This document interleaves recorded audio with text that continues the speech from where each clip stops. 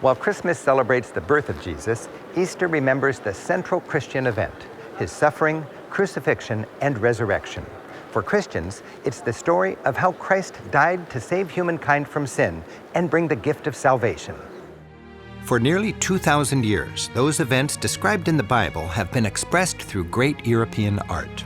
The story, called The Passion, begins a week before Easter Sunday, as Jesus and his followers make a triumphal entry into Jerusalem. It's called Palm Sunday because as he approached the city, a huge crowd welcomed him by waving palm fronds and shouting joyfully, "Hosanna, Hosanna in the highest." But the chief priests and Jewish elders felt threatened by Jesus, so they plotted to arrest him. For 30 pieces of silver, one of Jesus' 12 apostles, Judas, agreed to betray him. Eating his Last Supper with his disciples, Jesus said, "One of you will betray me." Anxiously, they asked, "Lord, is it I?" After the meal, Jesus and his disciples went to the Garden of Gethsemane.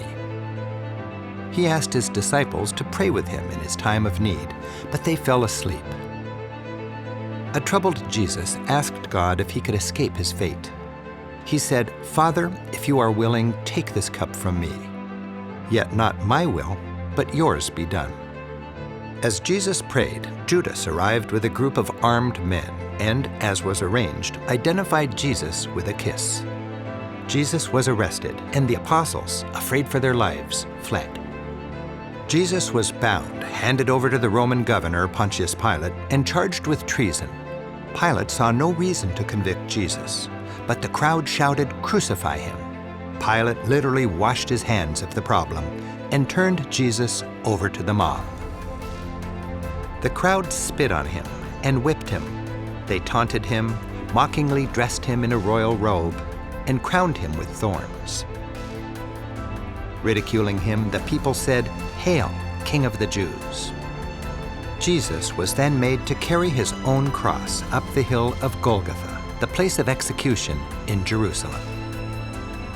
He was stripped, his hands and feet were nailed to the cross. The initials above his head stood for Jesus of Nazareth, King of the Jews.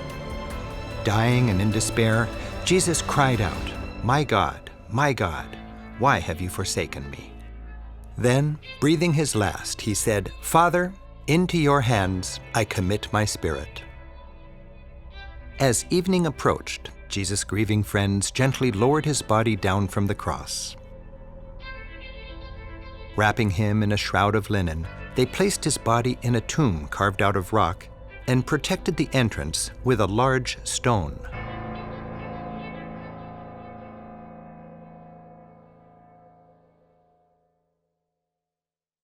On Sunday morning, Mary Magdalene and the women who came to anoint his body went to the tomb and saw the stone was rolled away. An angel told them not to worry and that Jesus had risen.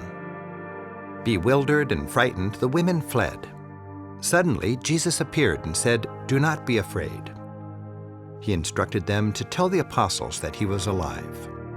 When the apostles saw Jesus, they couldn't believe it was him. To prove it was actually him, he encouraged them to touch his wounds, and they broke bread together.